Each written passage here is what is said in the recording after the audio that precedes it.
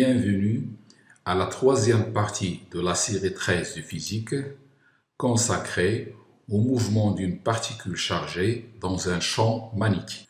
Pour cela, j'ai choisi des exercices extraits du baccalauréat.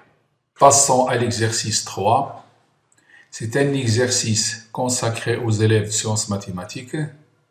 Il concerne la séparation des ions, cette fois-ci les ions Cl-35 et Cl-37. Pour séparer des ions différents, on peut utiliser le dispositif schématisé sur la figure ci-contre, qui comprend une chambre d'ionisation, c'est celle-là, dans laquelle les ions sont produits, une chambre accélératrice dans laquelle les ions sont accélérés, c'est la deuxième chambre ici entre Q et P, une chambre de déviation où les ions sont déviés, c'est la troisième chambre ici, entre les plaques N et M, où règne un champ magnétique. Le but de cette partie est de séparer les ions Cl-35 et Cl-37 par action simultanée d'un champ électrique et d'un champ magnétique. Lorsqu'on mélange un champ électrique et un champ magnétique dans un seul espace, on dit qu'on a un filtre de vitesse. C'est-à-dire on va choisir les ions selon leur vitesse. Les données de cet exercice, on considère que les ions se déplacent dans le vide et que leur poids est négligeable devant les autres forces. C'est-à-dire les seules forces qu'on va prendre en considération, si on est dans un champ électrique, c'est la force électrique. Si on est dans un champ magnétique seul, c'est la force magnétique. Si on est dans les deux, c'est à la fois la force électrique et la force magnétique, c'est-à-dire la force électromagnétique. La masse de l'ion Cl-35 est notée M1, celle de Cl-37 est notée M2 et la charge élémentaire c'est 1,610-19. On va d'abord faire l'inventaire des forces appliquées sur l'ion Cl-. Le poids étant bien sûr négligeable, il reste seulement la force électrique F égale à QE. Donc, il y a une seule force, c'est F égale à QE. Puisque la charge Q de l'ion est négative, alors F et E sont de sens opposé. C'est-à-dire, l'ion se dirige vers la plaque P, c'est la force F. Donc, le champ électrique, il est dans le sens opposé. Donc, on peut dire que le champ électrique E est dirigé de P vers Q. Maintenant, on va appliquer la deuxième loi de Newton à cet ion. Ça veut dire que la force électrique égale M1 fois A. Bien entendu, on va projeter cette loi sur l'axe OX, c'est l'axe perpendiculaire aux plaques, et dirigé dans le même sens que F. Donc, en projetant cette force, ou bien cette relation sur l'axe X', on obtient F égale à M1A. F, c'est le module de la force électrique. C'est la valeur absolue du Q fois E égale à M1A. On constate que l'accélération a une valeur constante. Il ne change pas au cours du temps, puisque la masse, la valeur de E et la valeur de la charge sont constantes.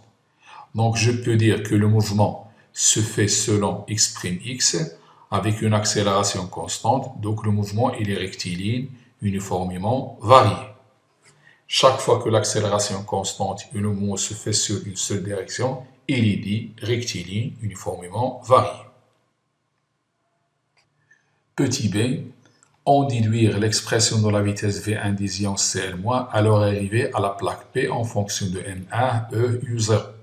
On avait répondu à cette question dans l'exercice précédent en utilisant le théorème de l'énergie cinétique. Ici, on va utiliser les relations d'un mouvement rectiligne uniformément varié. Alors, puisque le mouvement est rectiligne uniformément varié, alors on a les équations horaires suivantes. C'est l'équation horaire des espaces et des vitesses. C'est x égale 1 demi à t carré v0t x0 et v égale à t plus v0. La vitesse initiale est nulle. On prend le départ comme origine du repère espace. D'après ces équations-là, je peux dire que j'ai x égale 1 demi à t carré et v égale à t. Pour calculer v, il suffit de tirer la valeur de t. Je vais déduire t à partir de la première équation et je l'injecte dans la deuxième équation. J'obtiens v égale 2ax. Je vais remplacer donc A et X par leur expression. X sera remplacé par sa valeur lorsque l'ion arrive en P et A sera remplacé par cette expression QE sur M1. Or, E sur U0 sur D, ça donne donc la valeur absolue du Q, c'est E, puisqu'il porte une seule charge, fois U0 sur D fois M1. Et je remplace X par D0. Lorsque l'ion arrive en P, la distance parcourue à partir de la plaque Q, c'est D0. On obtient donc que cette vitesse V, qu'on va appeler V1, c'est 2EU0 sur M1. Donc, c'est une autre méthode pour trouver la vitesse des ions lorsqu'ils arrivent sur une plaque en utilisant les relations du mouvement rectiligne uniformément variées. Deuxième question.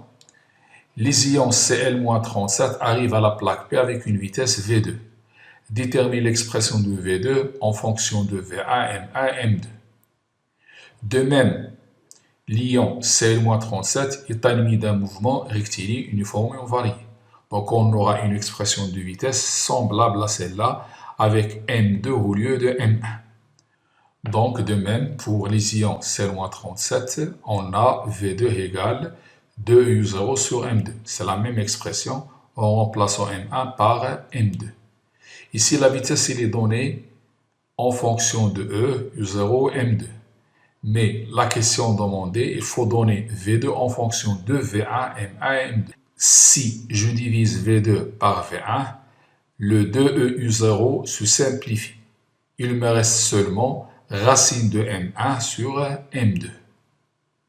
D'où V2 c'est V1, racine de M1 sur M2. Maintenant, on connaît la vitesse de chaque ion et on connaît la nature du mouvement entre les plaques verticales. Maintenant, les ions vont entrer entre les plaques horizontales où règne un champ électrique et un champ magnétique. Deuxième question.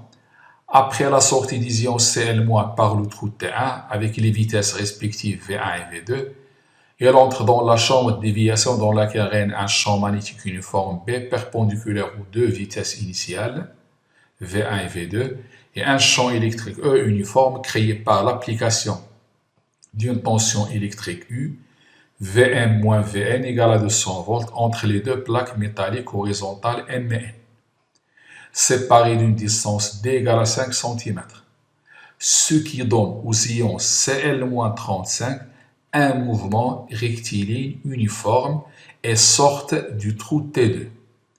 Donc parmi ces ions-là, seul l'ion Cl-35 est animé d'un mouvement rectiligne uniforme entre les deux plaques M et N. En appliquant la deuxième loi de Newton aux ions Cl-35, préciser le sens du vecteur champ magnétique B et déterminer l'expression de son module en fonction de U0, U, E, M1 et D, puis calculer la valeur de B. On va chercher maintenant le sens de chaque force, la force électrique et la force magnétique. Pour déterminer le sens de la force électrique, on doit connaître le sens du champ électrostatique E. Pour cela, on a la tension Mn est positive,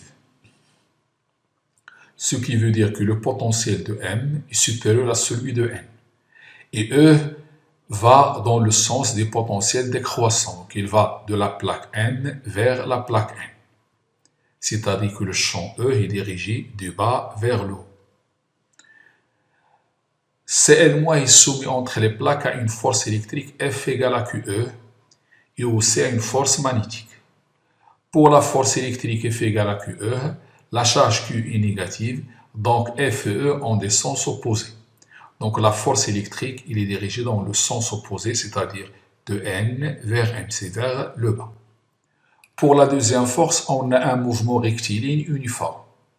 Puisque la force F électrique est dirigée vers le bas, on doit avoir la force de l'orange dirigée vers le haut. Donc, j'aurai un schéma où il y a les deux forces, électriques vers le bas et magnétiques vers le haut. Donc, connaissant la direction de V et connaissant la direction de Fm et utilisant l'une des règles, soit les trois doigts de la main droite ou gauche, on détermine que B est un vecteur sortant, c'est-à-dire un vecteur dirigé vers le haut.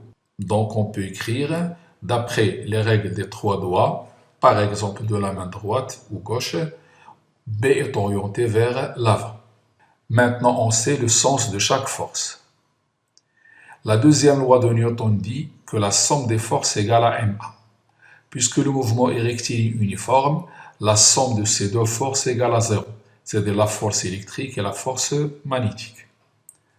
Donc le mouvement de l'ion est rectiligne uniforme, et selon l'axe horizontal bien entendu, on a le schéma de tout à l'heure, la force électrique plus la force magnétique égale à 0, puisque l'accélération est nulle, le mouvement il est rectiligne uniforme.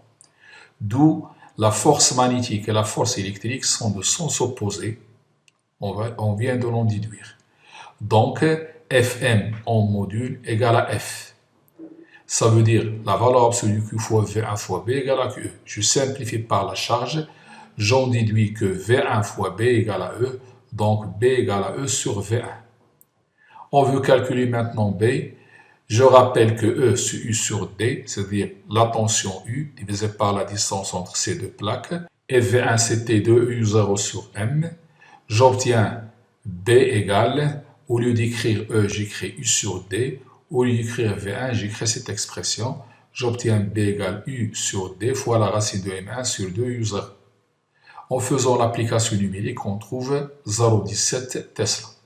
2.2. Déterminer le sens de déviation des ions Cl-37 à l'intérieur de la chambre de déviation. Pour déterminer le sens de déviation, il suffit de comparer la valeur de l'intensité de la force électrique et la force magnétique.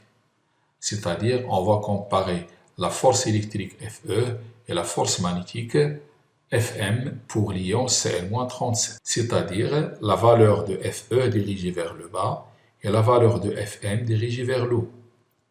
Pour la force magnétique, c'est QVB, c'est-à-dire E, V2 fois B. Je remplace V2 par son expression et j'obtiens l'expression suivante. Donc, comme application numérique, on trouve 6,2 10-16 newtons. Pour la force électrique, c'est E fois E, c'est EUT, on trouve 6,4 10-16. On constate que la force électrique est supérieure à la force magnétique. Donc les ions Cl-37 vont dévier vers le bas. Ils ne vont pas sortir par le trou T2, mais ils vont frapper ici vers le bas. Donc F est supérieur à Fm, donc les ions Cl-37 seront déviés vers le bas. C'est la fin de cet exercice et aussi la fin de la série d'exercices sur le mouvement d'une charge électrique dans un champ magnétique uniforme. Merci de votre attention et à la prochaine séance d'exercice.